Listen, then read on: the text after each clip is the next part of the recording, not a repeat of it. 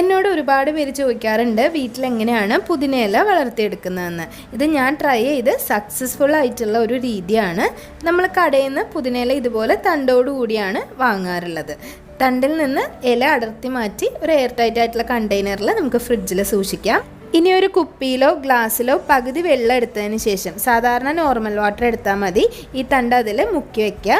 പകുതി ഭാഗം മാത്രം മുക്കി വെച്ചാൽ മതി. ഒരു 4 ദിവസം ഇത് വെച്ച് കൊടുക്കണം. ഓരോ ദിവസവും വെള്ളം ഒന്ന് മാറ്റി കൊടുക്കുക. വെള്ളത്തിൽ ഡിപ്പ് ചെയ്ത ഭാഗത്ത് ചെറിയ രീതിയിൽ വൈറ്റ് കളറിൽ വേരുകൾ വരാൻ തുടങ്ങും. അതുപോലെ തണ്ടിൽ ചെറിയ ചെറിയ ഇലകൾ വരാൻ തുടങ്ങും.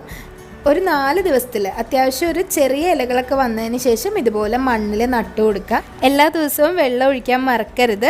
ഒരു 7-8 ദിവസത്തിനുള്ളിൽ നല്ല ഹെൽത്തി ആയിട്ട് നല്ല വലിയ ഇലകളൊക്കെ വന്ന് പുതിനയില പിടിച്ചു വരും. അപ്പോൾ ഇങ്ങനെ ട്രൈ ചെയ്യാത്തവരൊന്ന് ട്രൈ ചെയ്ത് നോക്കുക.